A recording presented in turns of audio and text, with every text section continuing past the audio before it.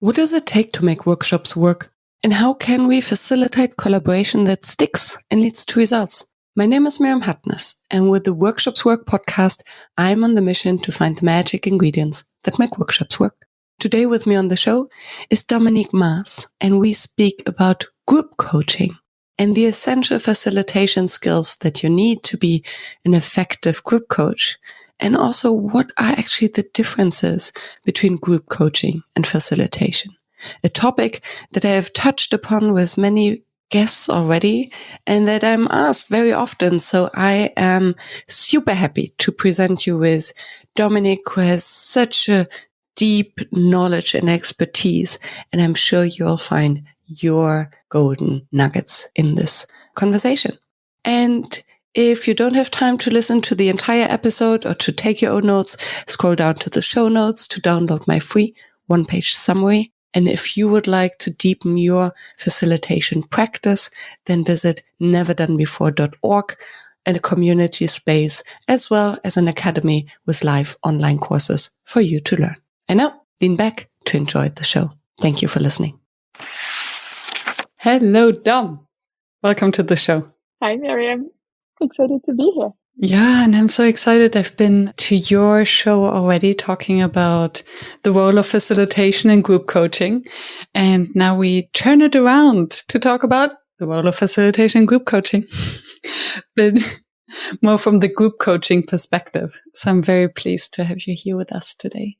And to kick it off, do you call yourself a facilitator? And if yes, since when? You know, I used to call myself a facilitator, and I do in certain contexts.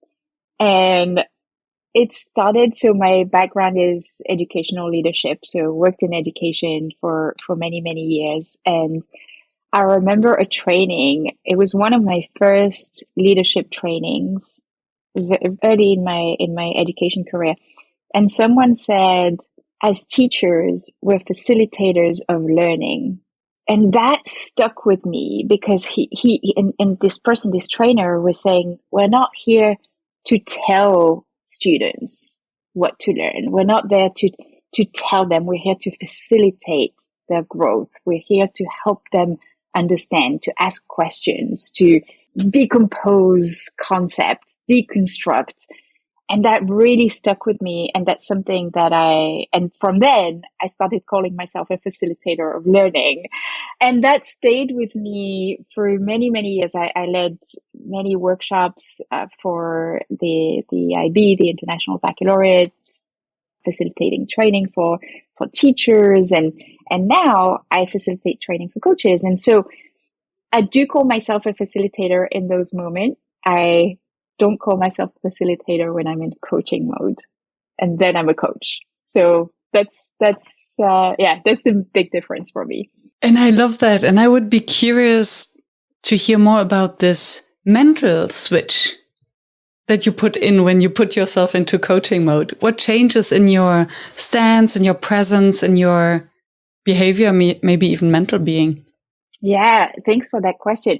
I think when I'm in facilitation mode, I feel much more, or I want to be much more in control in a way of what's going on. Not in control in terms of I need to be at the center of everything, but I feel that I am always keeping an eye on everything, on everyone, ensuring that everybody is on task, everybody is engaged. I think when I'm in coaching mode, I am paying much more attention to the flow and the flow of conversation. I am paying more attention to the content of what's being said, to ensuring that my group coaching participants are themselves staying in coach mode and asking each other questions versus telling each other what to do or giving advice.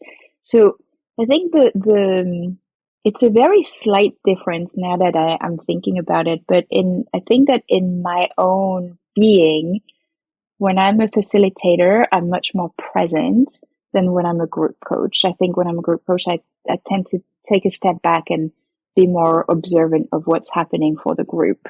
Very interesting. Thank you.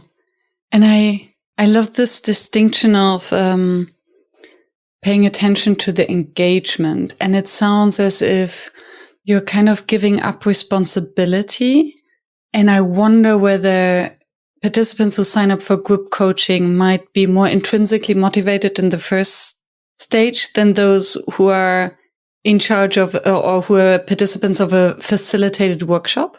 I think there's a huge difference in the way people show up, because there's a huge difference that to me is really important in the pre-coaching education piece, if you like. So most people know how to show up at a workshop, right? Hopefully then they are challenged to not just show up and wait for things to happen, hopefully. But I think most people know how to show up at a workshop. They arrive, they know they're going to be engaged. With coaching, my expectation for my groups is that everybody becomes a coach to each other. And in order for that to happen, they need to understand what that means. And so before the group even begins, before the coaching engagement begins, I usually have either one-on-one conversations with each participant, or sometimes or a mini orientation where I have everyone when we talk about what coaching is, what coaching isn't, how you show up as a coach, how that means asking each other questions, not giving each other advice, that sort of thing. And so I think that I let them know that the experience is theirs to create. I don't have an agenda, which I do have when I'm facilitating a workshop. I know that I need to get through this content, and we're going to move things forward in this way. With coaching, the group that shows up brings the agenda. So what's happening for everyone in this moment, and what do we want to be thinking about? So there's definitely a difference there. And if I understand correctly, then there is no precise, tangible outcome or goal that the group has to co-create, as in a workshop. So everyone has to be responsible of their own journey, because if they are not working, if they are not contributing, they personally don't get anything out. Whereas in a workshop, okay, if we don't achieve a decision or we don't come up with ideas, whatever. But if in a coaching situation, if I don't get to the next stage, to this breakthrough that I need, it's my responsibility. Exactly. And here I want to make a very important distinction, which is team coaching versus group coaching. Because in a team coaching environment, there probably is much more of an agenda, much more of a common goal that we're working towards. With group coaching, we have a group of participants who are not dependent on each other to achieve the goals that they've set out to achieve. And so they'll come into the group, and we might have a topic that we've agreed on before. So let's say we're talking about communication, right? And how to be more confident communicators. And so for each of them at the beginning of the session, I'll ask them to think about, well, what would you like to get from this conversation? And it's really their role to ask questions of other participants and think that through so that they get what they want to get out of this conversation, because we now have 6, 7, 8 people who all want something slightly different from it. So you're right, it's a very different entry into the group than a workshop might be, or than a team coaching engagement might be. And then what would be a context in which a group coaching happens? And I'm asking because because I'm generally curious, and I think that there's a big gap in understanding or misunderstanding where the difference is between a group that is facilitated and group coaching. So how does this group come together about what kind of purposes? Maybe you can give some examples. Definitely. So 2 potential areas, right? The personal and the professional. So if we think about the personal first, usually a group coaching program will last for a few months, right? So it's not a one-off. Workshops could be just a one-off, you come in, there might be a follow-up, maybe 2 consecutive workshops, but with group coaching, we're usually looking at months of engagement.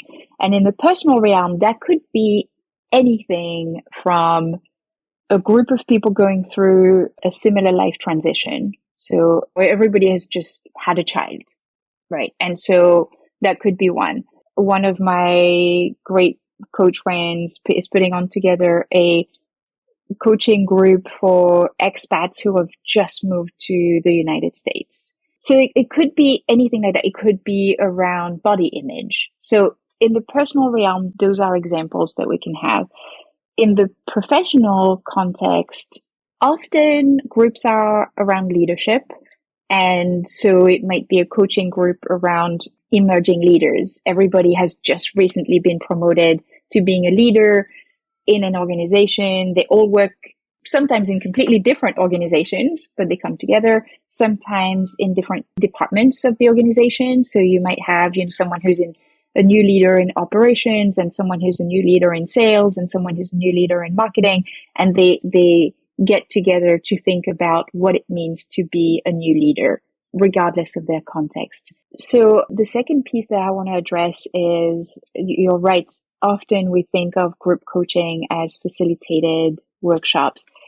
With group coaching, I'm a little bit of a purist. We often have hybrid programs. And so it could be a program where there is some content that is facilitated, and then there's a group coaching element. And so the coaching element is that piece of the conversation, the asking each other questions, coaching each other, that is named and that is looked at differently from the facilitated piece. So it would be, if I understand correctly, there's a piece where it's bridging a knowledge gap, like a training. Exactly. Where everyone learns, what does leadership mean? What are the skills of a leader, the mindset of a leader? And then the group coaching part would be, okay, now given this context and we are all on the same level, what does it mean to apply it, to reflect on it? Exactly. And what we would do is make it concrete to the person, to their situation of the moment. So let's go a little deeper even. Let's say that this keep going with the effective communication example. Let's say that being a leader, part of that is being an effective communicator. So we might look at one session is content delivery around this is what it looks like to be an effective communicator. And then the next session may be, okay, think of a situation right now in your leadership where you're finding obstacles to applying the tools we talked about last time. Perhaps there's a difficult conversation that you've had to have, and let's coach around that. What was difficult around it? What did you notice about yourself in that moment when you're having that conversation? So now we're going deeper into the being and the doing and the action and what the obstacles might be to applying the content that we have reviewed. And previously you just said that in a group coaching context, everyone becomes a coach. So you can remove yourself a little bit more, and it's more of, I guess, space holding the container for the group. Is this something that applies to group coaching in general, or is this your way of doing group coaching? This is how we teach group coaching for sure in my organization. I would hope that it is the way that most people approach group coaching. I know it isn't.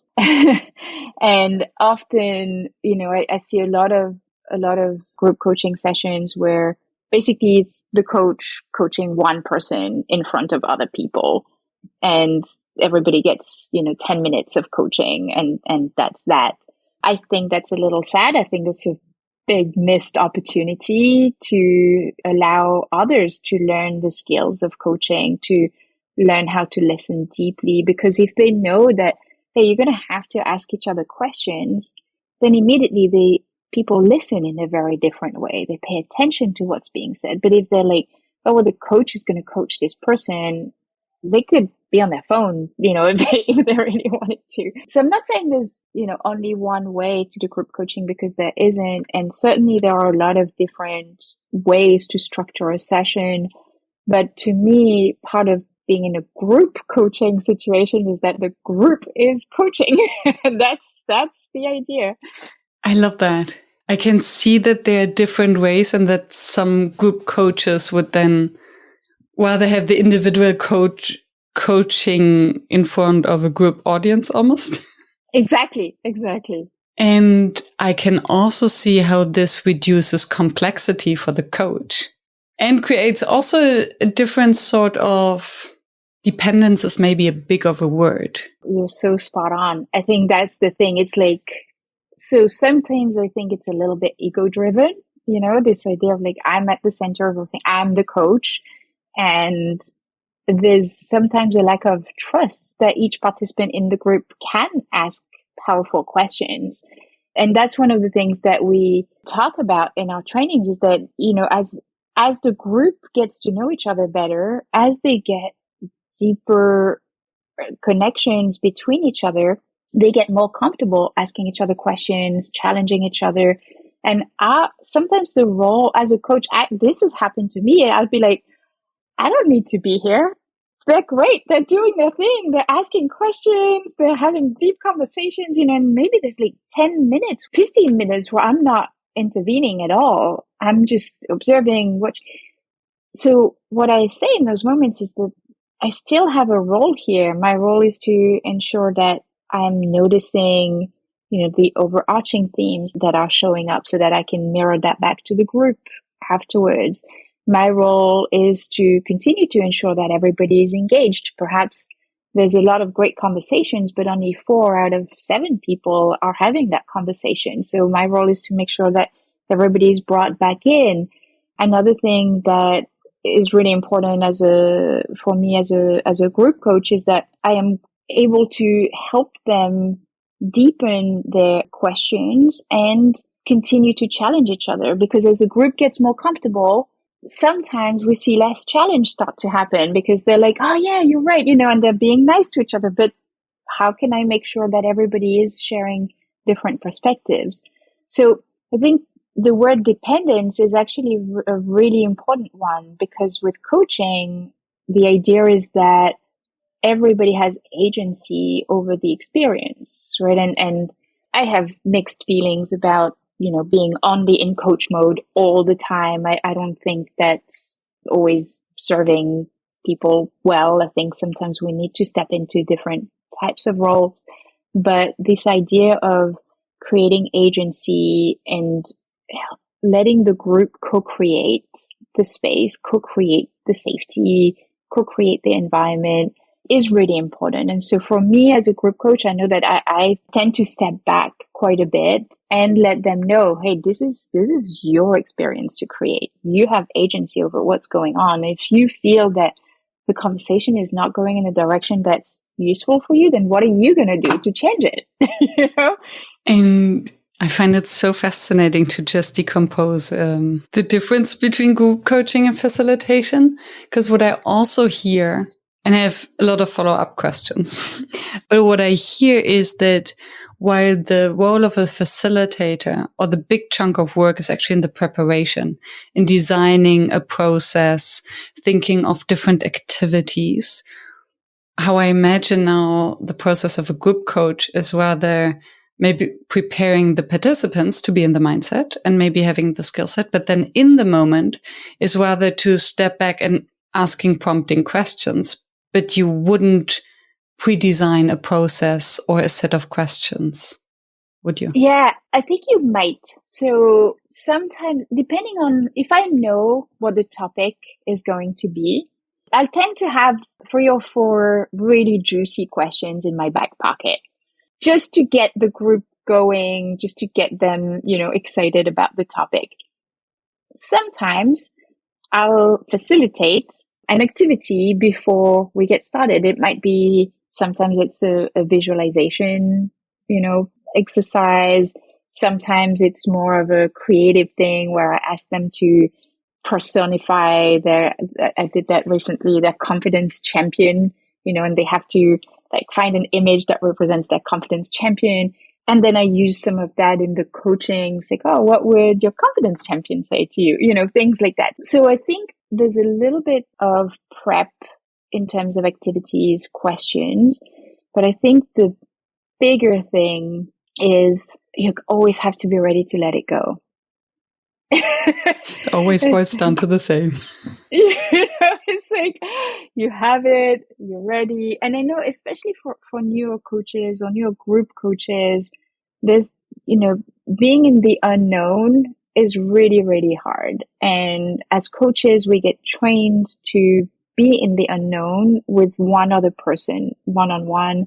And we're usually pretty good at just going with the flow of where this person wants to go, trusting our intuition that will ask a question that will bring value to the person that we're coaching. I think with a group, I think you said that word earlier, sometimes there's a little bit of a feeling that we should be performing, a little bit of like, oh, I'm in front of people, so I need to perform. And having prepped in advance, having a couple of activities in your back pocket, having a couple of questions, it helps a lot of people feel more confident that, okay, if complete silence happens, no one talks, and I feel like, I don't know what to do, at least I can throw something at them. And I think that's important because if it means that it allows for someone to go in with a little bit more groundedness and confidence, then by all means, I would say have something ready. Just know that there's a high chance the group is going to go in a direction that you hadn't thought they would, and you might not be able to use those questions or activities. Yeah. And I wonder to what extent, I would be curious in a couple of things. How you prepare the group, as you said, if you want them to coach each other and to get into this mindset, how do you help them to get out of the let me tell you what to do mode? Because I think it's so natural that, especially in a coaching context where we are more vulnerable and talking about our personal stories, I think it's something in our human brain that we create bonding by projecting our own story on someone else and then having the impression that, oh, I totally understand what you mean. Let me tell you what I did and it will work for you. And no, it doesn't. I think it's something no natural human. How do you help them to get rid of that? Yeah. So I think that's one of the most important pieces that will make a coaching group successful is that understanding. And so for me, there's always an education piece where I absolutely become a trainer, a teacher, a facilitator of learning, versus a coach at the beginning of an engagement. So usually before the engagement even begins, this can take several forms. It could be the whole cohort. Sometimes, I'll be part of a coaching cohort where 150 people are going to be in groups. So we'll do a whole orientation for all of them. Sometimes I have a program coming up where we have 6 groups of just 3 people. So it'll be 18 people. Same thing. We're doing an orientation. And so in that orientation, it's really about teaching them the skills that they need in order to be great coaches to each other. So in those moments, I take the skills completely out of context. So it's not about being a great, effective communicator. It's about being a great coach, and we're teaching you how to be a great coach. And so we think about, so for the advice giving piece, for example, I'll ask them to think about 2 scenarios, right? So one might be, I need to have a hard conversation with one of my direct reports. And one of the questions might be, one of the attitudes might be, well, I tell you what, you should definitely take a few breaths before you go into that conversation and then tell them what you think immediately, because that will help you to feel more comfortable in that conversation. The second approach might be, wow, what do you think would be helpful for you to approach that conversation? And then I ask people to give me their feedback, and I go, how do you feel about these 2 scenarios, these 2 ways to approach this conversation with someone? And that comparison often brings up such rich conversation. So we'll talk about that. And then I'll talk about the fact that, hey, that once someone has an idea by themselves, it actually creates new neural pathways that create motivation. That means that they're probably most likely to take action. So imagine if you tell someone what to do, you're not giving them that opportunity. You're robbing them of that new connection that they might be able to make for themselves. And so it's really about helping them understand the reason why advice giving might not be the best way to go in a coaching conversation. And I always say it doesn't mean that advice is always a bad thing to do. There are moments where someone might want to hear different perspectives. My encouragement to you is, if that is what you want in that moment, then ask for it. Back to the agency. Exactly. It's like, what do you need in this moment? Do you want to hear 3 different people's advice so that it gives you perspective? Or do you want to think about what's most important to you in this moment? So that's one skill or one thing that we talk about. The other piece is what makes a great question. And so we help them to understand what makes a great question. And, often people go to why questions immediately. And so, yeah, right. Dangerous. Exactly. And so helping them see, the fact that the question, why are you scared? Versus the question, what will it take for you to take one step forward? What difference do you see in these 2 questions? And we invite conversation around the questions. And again, it's all about helping people see, okay, why questions are not always bad, but sometimes if someone is feeling, triggered or stressed, or they're not at their best emotionally, asking them a why question might feel judgmental. It might feel accusatory. It might feel, and so it's really that preparation piece, that education piece. I can't stress how important it is enough. And with, I mentioned earlier, a lot of group coaching programs take place over several months. So there's time. It's not like we're doing a one-off, 4-hour session. We'll probably be seeing each other for the next 6 months. So it's important that we know how to be with each other, how to support each other. And would you then call behavior out if you're in this group context and then someone comes with their advice? Mm-hmm. How do you deal with that? So couple of ways. Most of the time I make a joke of it. And I'll say, hey, notice what you did there? Yeah, you were giving advice, or if someone comes up with sometimes the people ask questions that there's advice disguised as a question. Have you thought of doing this? Right. Question mark. Exactly. And so in those moments, I'll often make a joke. And the other thing that I do is I'll ask people to think about, okay, let's practice not giving advice. Here's the situation. This person has to have a difficult conversation with a direct report. I want everybody in this room for a minute to think about a situation where you had to have a difficult conversation with a direct report, or with someone, maybe with your best friend. Think about what helped you in that moment, and then turn that into an open-ended question. For example, well, when I had to have a difficult conversation, I wrote everything down that I wanted to say so that it would help me to understand, to not miss anything out, and it would take it all out of my head. Question: what might you do to prepare? Or what might you do to feel prepared? When I had to have a hard conversation, I asked a mentor for advice.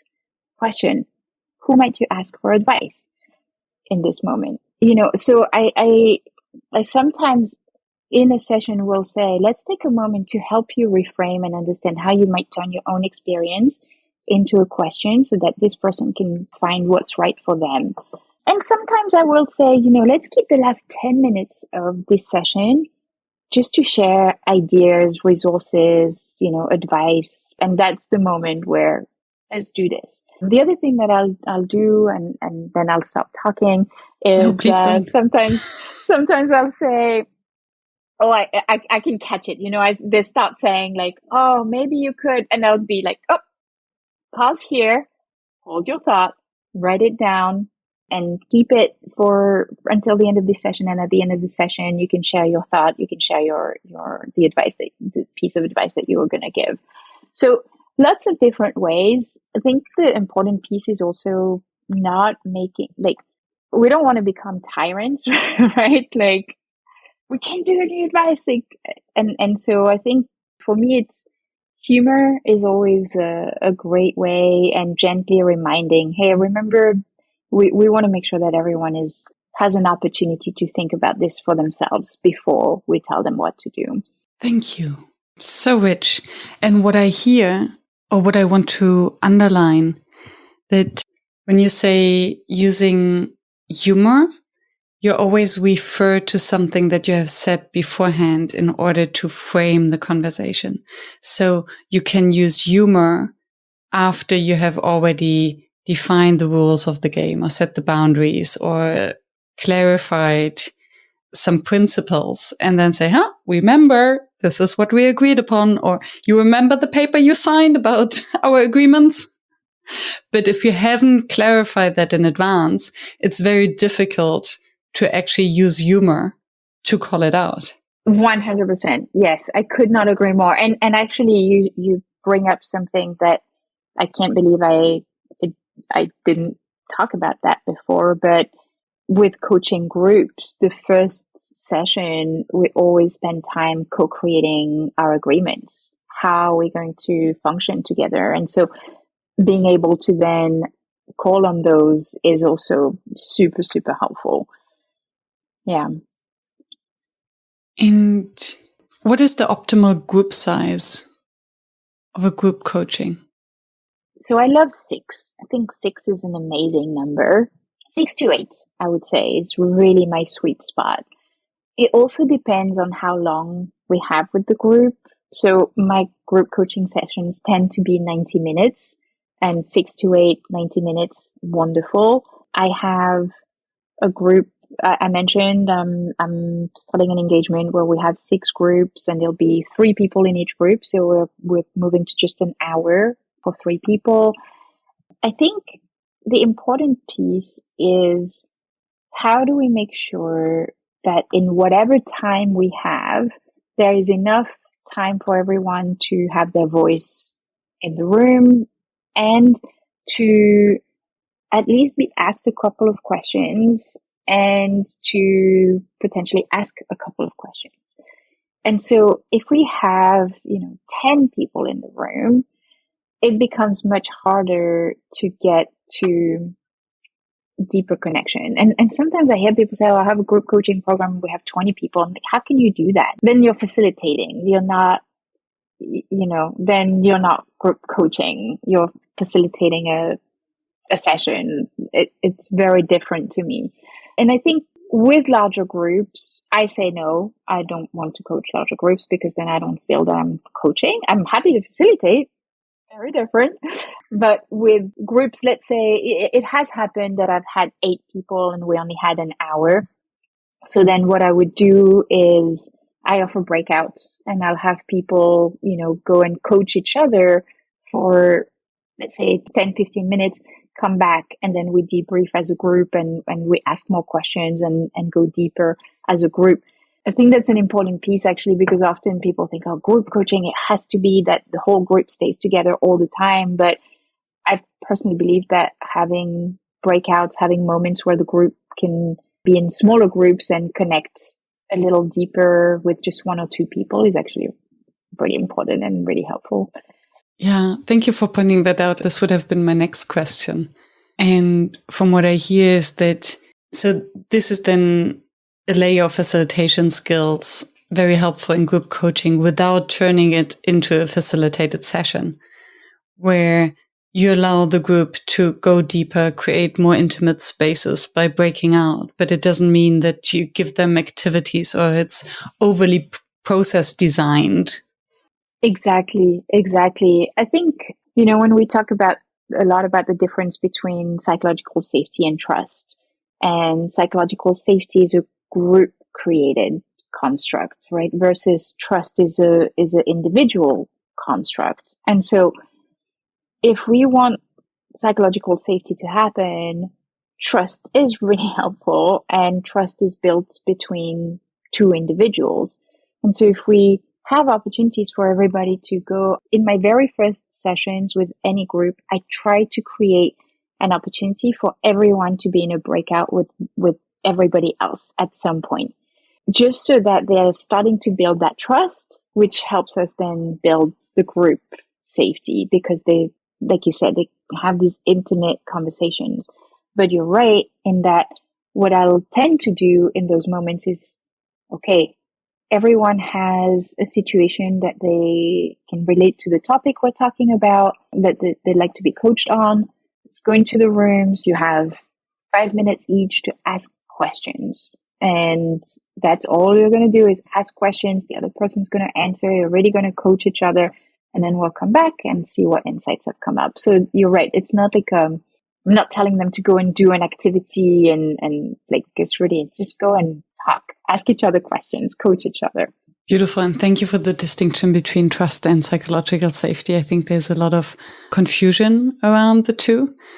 And what I find, just as a tangent, so interesting is that yes, trust between individuals can reinforce psychological safety.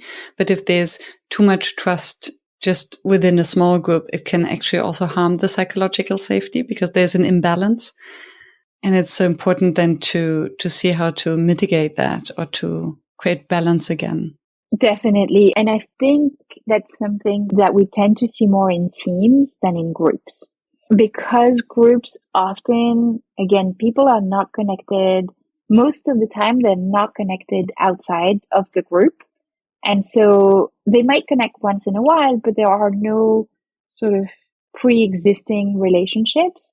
And so the time that they have together, that's why I'm very conscious of like everyone gets time with everyone else, so as not to favor any potential, cliques being built or being formed. Or so yeah, I think you're absolutely right. If there's too much trust between three people and there are inside jokes that are just between these three people and they're not like whole group, then that can definitely harm the safety of the group. Yeah, agreed. Yeah. And how do you, it's really interview style, but I'm fascinated. Go for it. What I'm really curious about is how do you handle certain situations that we encounter in both in a facilitated situation as much as in a coaching situation? And I'm thinking of different personality types. I guess that as much as you prime and educate them about curious questions, there's still those who speak more than others, those who might take too much space, which is very judgmental, who enjoy speaking more than others. And there might be even those who are actually mostly interested in solving their own issue and less interested in coaching others. Is there a way that you would screen participants for a group coaching beforehand and say, maybe this is not for you? And still someone might slip through. So how do you deal with that before and in the session? Yeah, that's a great question. So I think two things, right? One context is mostly in the personal realm, people will have an opportunity to curate their group and they can say, hey, maybe this isn't the best thing for you. Maybe one-on-one might be a better coaching environment for you. So I always highly, highly encourage anyone who's building a group coaching program to have individual conversations with anyone who might be a participant, because we are responsible for the integrity of the group. And it's a very delicate thing, because to say, I don't think this person is going to be a great addition to the group is making big assumptions, and we just never know. So it's very, very delicate. I like to say, trust your gut. There are moments where you might feel like, oh, this might be a challenge for me. This person might be a challenge for me. but they will bring great value to the group. So challenge yourself. And there are moments, I'll give you an example. Recently, not too long ago, this wasn't a group coaching program. This was for our group coach training certification program. And I started to speak to this person, and they were like, "Oh yeah, no, I've done that before. Oh yeah, no, and I know this. I have a PhD, in organizational development, and no, I understand this." And I was just like, okay, why are you even talking to me? Why are you even interested?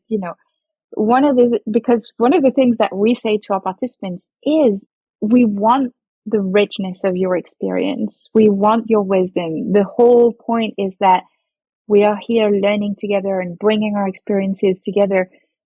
Your generosity is welcome and important, but your superiority is not.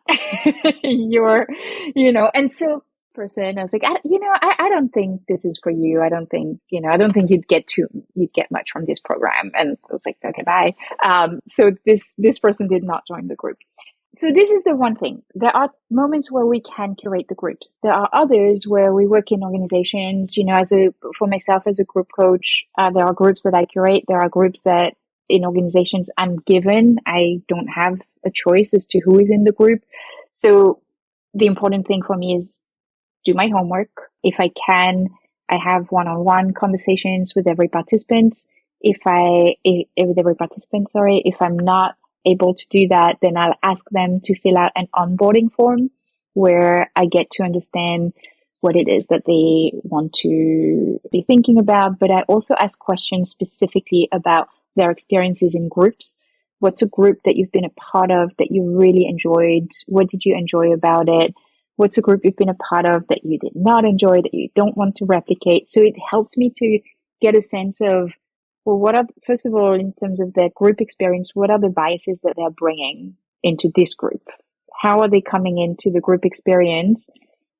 Are they coming in with a previous experience of like, I had the best time, I learned so much? Or are they coming in from a point of view of like, well, the last time I was in a group, I was, made to feel terrible about myself, or I could never speak up because I wasn't given an opportunity to talk. So maybe they're coming in with that experience. So that helps me understand. So I'm going at your question in a very long-winded way, but doing my homework is a really, really important piece of it.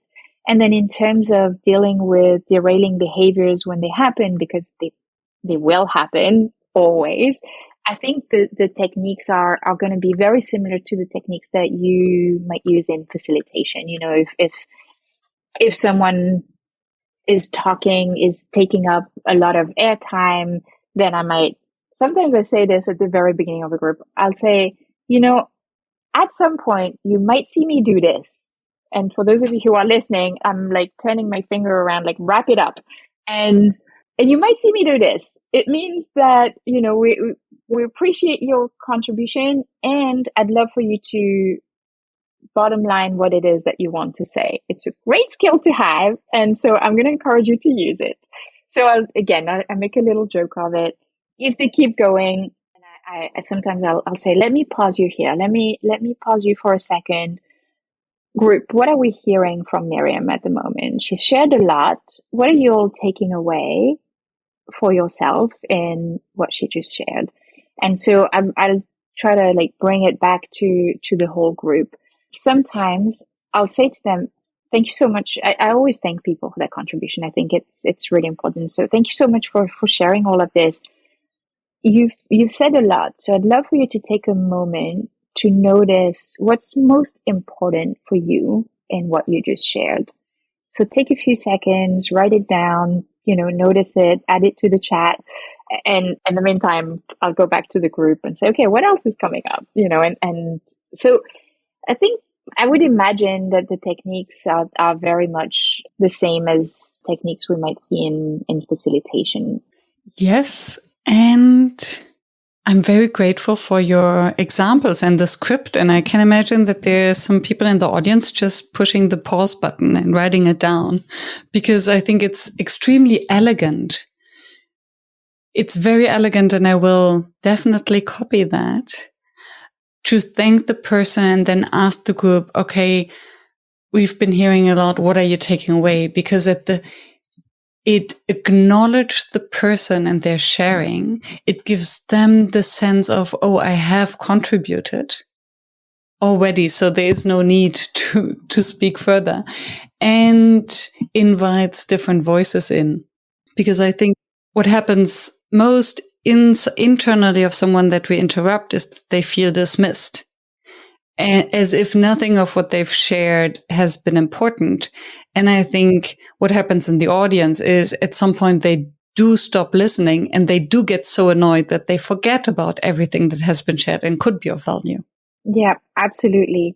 And I'll give, in the little orientation that we do, I'll share the two acronyms that I love.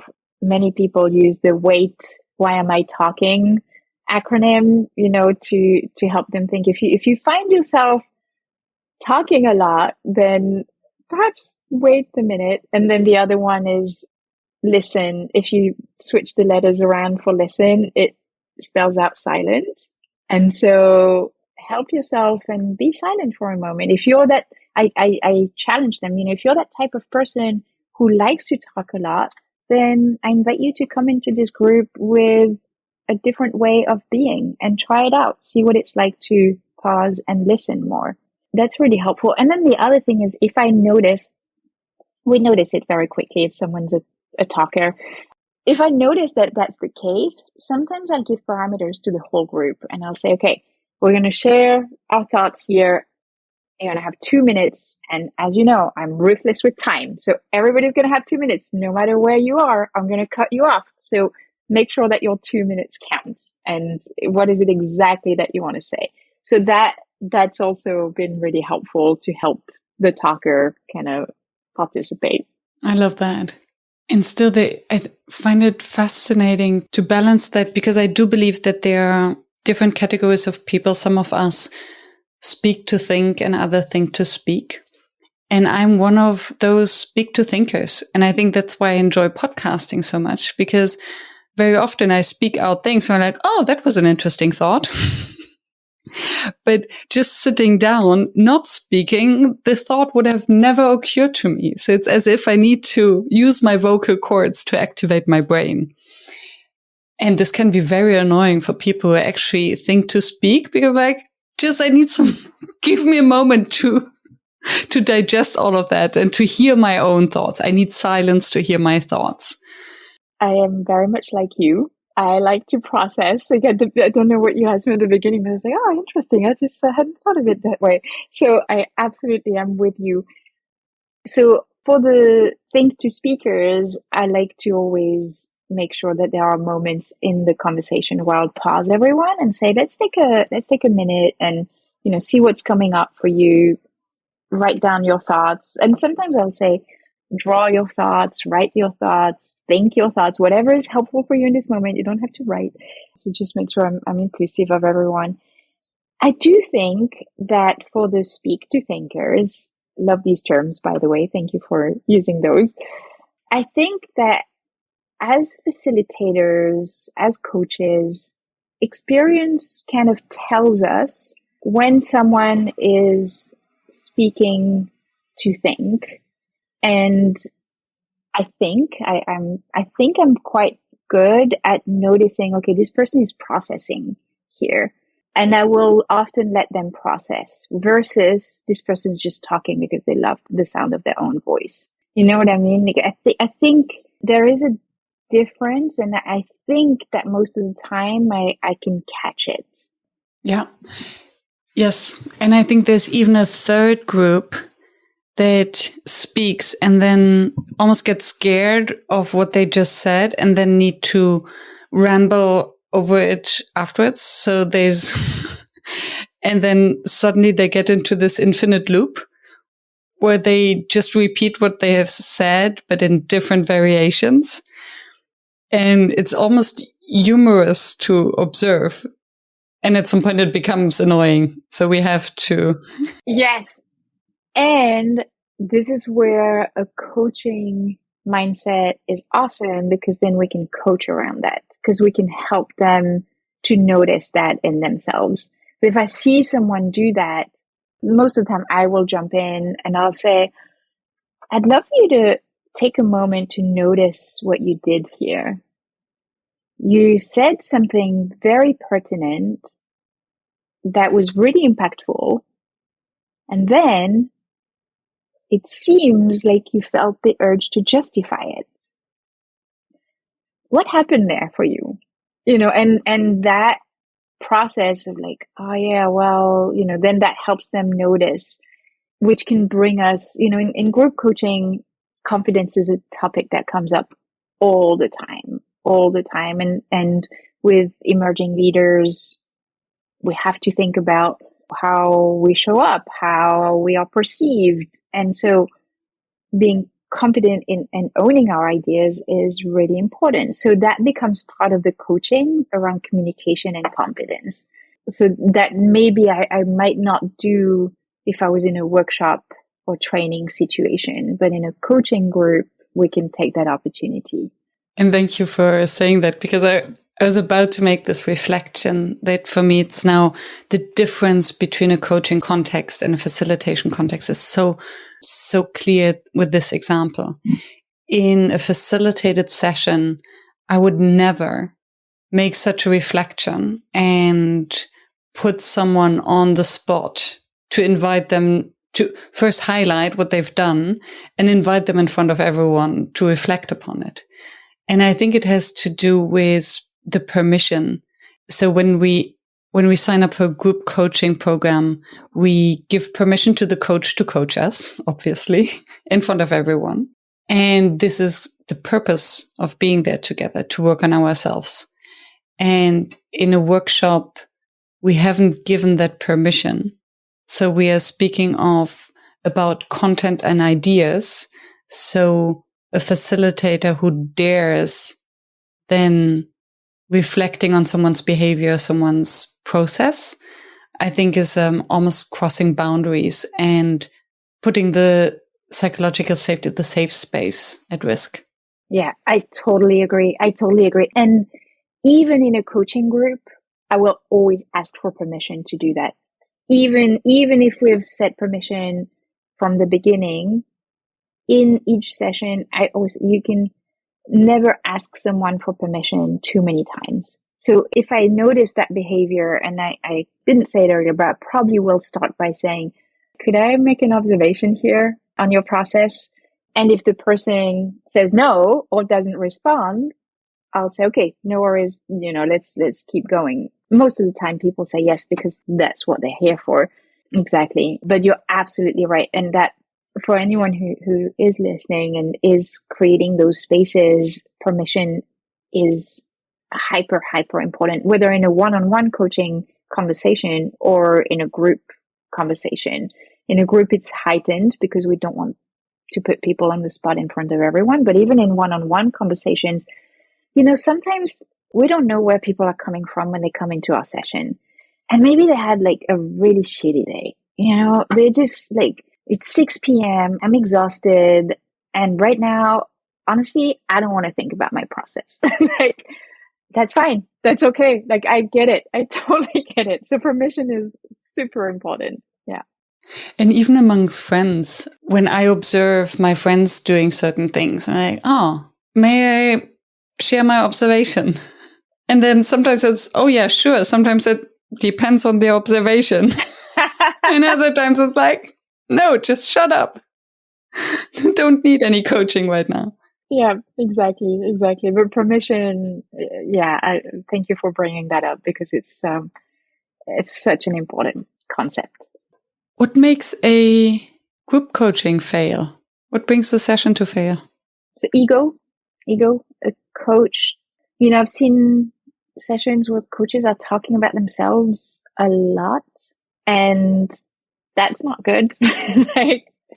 So I think there's a fine line between sharing an experience that we've had as a human to invite vulnerability in the room and making it, very pertinent, very quick, very relevant, versus this is the me show, and let me tell you all about how awesome I am. And I have seen that, and that does not go down well because, well, it's not about me, it's about the group. So I think a coach I think the extremes, right? So I said earlier when we first started talking that I tend to be pretty hands off. I'll take a step back and observe what's being said. But that doesn't mean that I'm not present.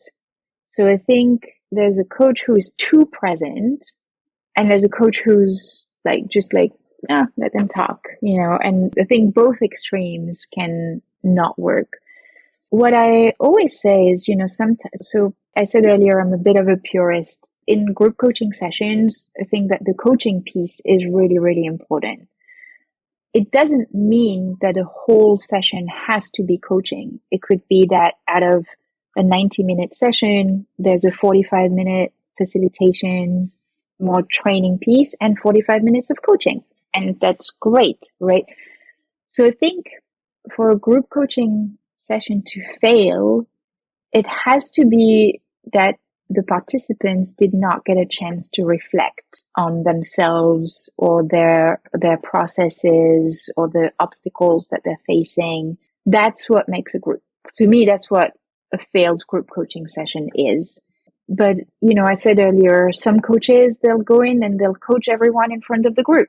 For some people, that will be a success for the participants. I mean, because they've been coached, they've heard other people, they can gather the insights, So I think that's what my answer is that it's a session where the group participants did not get an opportunity to reflect on themselves and ask questions and be asked questions. Yeah. And maybe where the content is not, where they don't take away anything that is tangible, applicable. Yeah. I think sometimes, so with coaching, it's interesting because sometimes the insights that they'll have is more around awareness than action. Sometimes at the end of a session, they'll the biggest takeaways, wow. Blind spot. I do this. Yeah. It's oh, wow. I say something really good and then I spend 5 minutes trying to justify it. That's my takeaway. And so sometimes we always try to end with actions and what are you going to, you have this insight, great. What are you going to do about it? But sometimes the takeaway is not a thing, right? It's just that individual realization. And it's interesting because for me, in my understanding, application is a realization, is something that is tangible for myself. It doesn't necessarily mean that I have to act upon it or do something. It's something that is a self-reflection where oh, see something. It's practical. It's not theoretical. I think that's what I meant. Yeah, 100% agreed. Yeah. And knowing just a little bit more about ourselves. Yeah. I think at the end of the day, coaching, everything is about self-awareness, right? Everything that we're doing through the coaching piece is deepening understanding of ourselves. And if we can do that, if we can hold the mirror to ourselves, then we can create alignment with others. We can create accountability with others. But if we can see ourselves, then we can't do anything. Yeah. And still it's the most difficult, right? I think it's a journey that never stops. Yep, exactly. Yeah. Wouldn't have it any other way. Yeah, it also keeps it interesting. That's true. And sometimes frustrating and yes.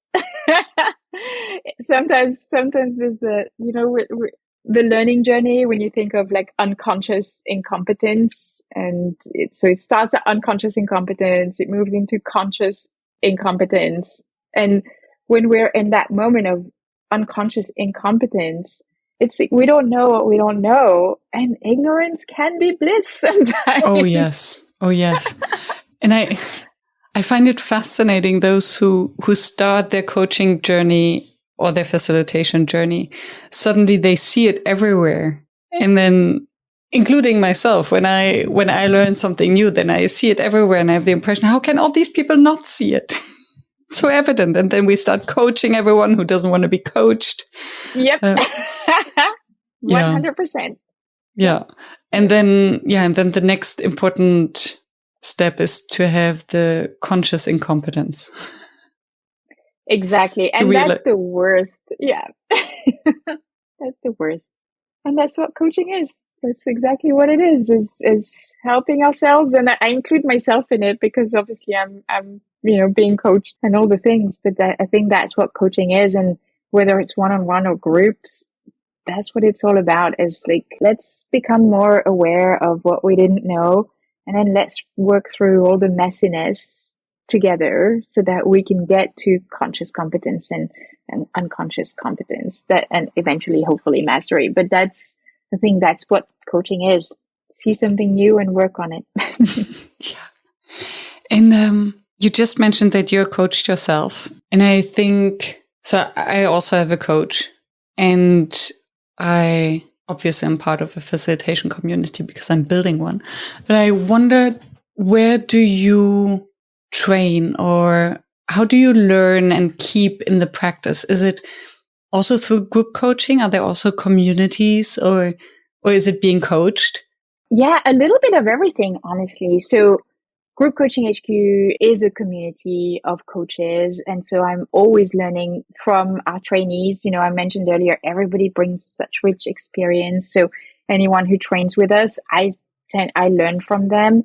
I am a contractor for a few companies, and a lot of them, they have coach communities for the other contractors. So we get together and, oh, what do you do if this happens? Or, how do you deal with XYZ?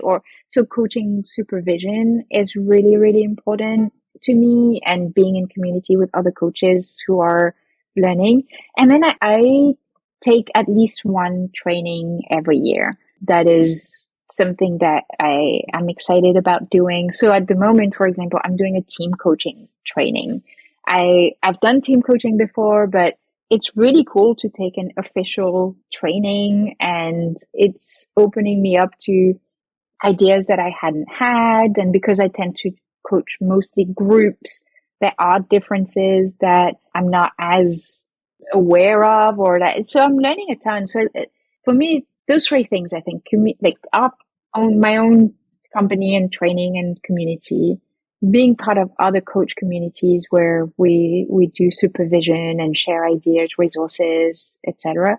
And then actual trainings. I think we never stop learning, right? I mean, if we do, it's very sad. Everything you say, I have new questions popping up. I feel like a mushroom garden. Because I'm thinking of the level of vulnerability. So for instance, we're both building a community of peers, and still we are in a position where we are the founders or the leaders or whatsoever.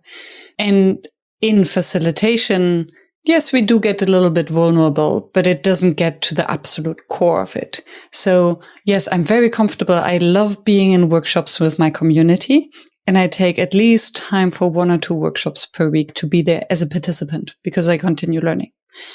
And as you were sharing, I was wondering, would I sit in a group coaching as a participant with my community? I love them to death, but hell no. So part of our program, right, our training certification program, is that the group of coaches who are together for 12 weeks coach each other. Every single week, they're together in coaching sessions, and the instructors observe, give feedback. About 3 weeks ago, we had a smaller group. One participant couldn't make it, which meant that the person who was coaching would only have 2 people to coach. And I wanted her to have at least 3. So I said, you know what? I'm going to jump in and I'll be one of the participants. And I loved it. Oh, wow. It was so great. It was so great. And, talk about creating a bond. I loved it. I loved it. And I think there are 2 things that come at play. One, I personally, I always feel that I'm an open book. I don't mind sharing my thoughts with my deepest thoughts with people. I that's who I am. I'm very open. I don't mind. And two, with coaching, whether it's group or one-on-one, confidentiality is always such an important piece. And so I know that being in that session, we have, let's say 30 minutes of coaching. I know that those 30 minutes are going to stay within this group. And at the end of it, I'm not going to feel like, oh my God, who's going to know about what I just said? So I think establishing confidentiality is really, really important. And I think coaches have to, and I say have to, I'm choosing to say have to be able to be coached in front of other coaches. That's part of the deal. Otherwise, yeah, if you're not able to be vulnerable, something's missing. Thank you for sharing that. A few things came up for me. One is coming back to what you shared earlier. The coaching context is you're there over several, it's not like it's a big group. It's not the group of 20 where you're then in the hot seat being coached. And every week it's a different group as we have it in the facilitation. So yeah, now I understand it. It's a different context, a different degree of confidentiality and consistency. And yes, I totally agree. You have to be willing to be coached in front of others as a coach, also to know how it feels for your group participants. And still, and I don't know, I have to sit with that, where I think the difference is when you're suddenly in the role of the builder of the community, the kind of person who holds it all together, who holds space for everyone. And then suddenly going into this very vulnerable state. Somehow there's, for me, still a difference. And maybe I'm just making that up. So I will reflect upon that. No, I'm trying to think of it. When I was head of coaching for the company that I helped build, we ran at the very beginning. I remember we called it a coaching mastermind for some of our coaches. And it was 8 of us. And for 8 weeks, one person would coach and the others would give feedback. It was kind of let's do this together. Let's learn together. And I was their boss. I mean, I was the head of coaching and so I had to be their boss, but also I had to be vulnerable and I had to be just as open as everyone else, because if I was going to be a participant in that context, I can't go in halfway and not, and not show up fully. So I don't know. I'm trying to think. I think I was building that community at the time. And so I think there was a element of trust for me that we all understand the parameters of what's happening here. And here I am a peer. We're learning together. We're growing together. And then when I step out of this, I am the head of coaching. I think the second thing, and I'll be quick. I know we're running out of time, but I think the other thing, now that I'm thinking about it, speak to think, now that I'm thinking about it, is that the coaching community is very different from any other communities.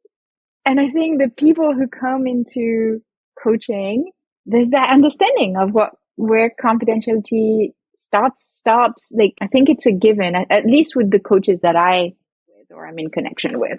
Yeah, this makes sense. And I guess it's less heterogeneous in terms of, there's so many different facilitators. Right. A facilitator is not a facilitator.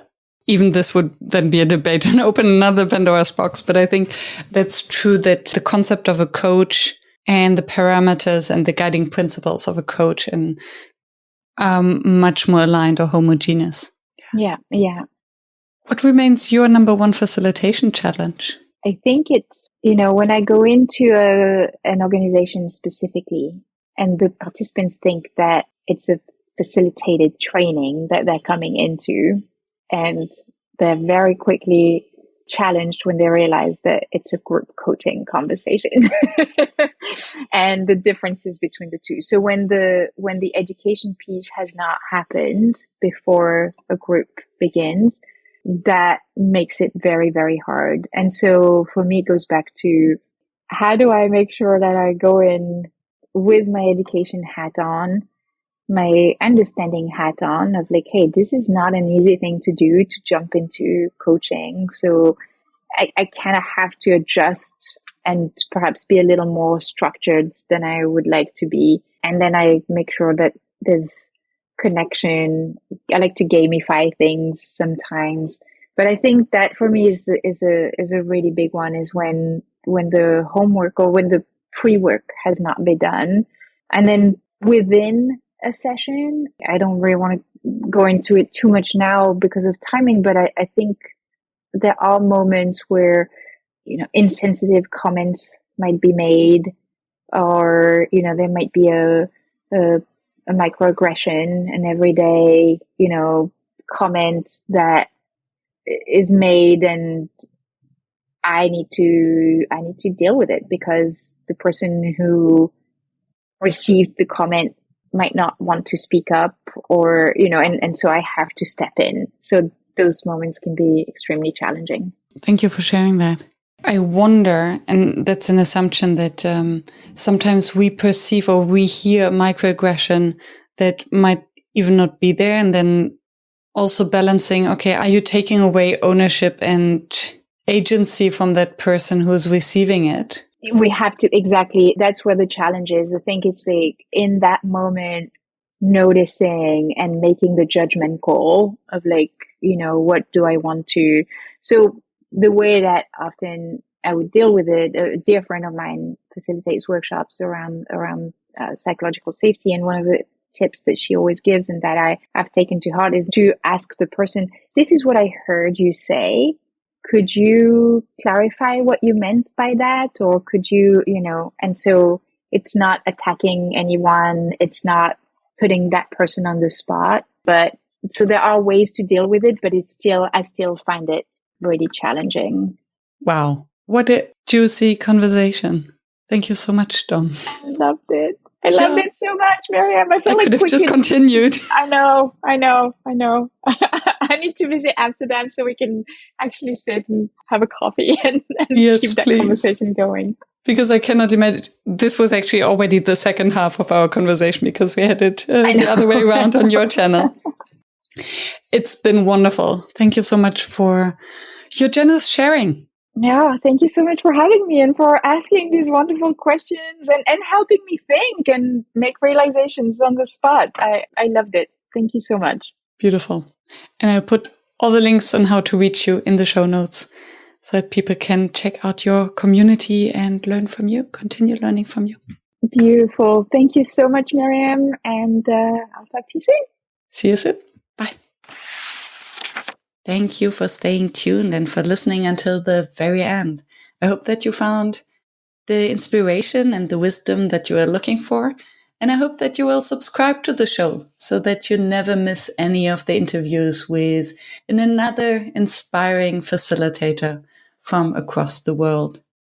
I'm devoted to continue this podcast and to deliver weekly an episode that maintains the quality that you expect and you deserve. And if you would like to help me to maintain this quality and to keep the podcast free, please help us. Visit workshops.work/support to make a small donation to keep the podcast free. Thank you so much. I hope to be in your ears next week.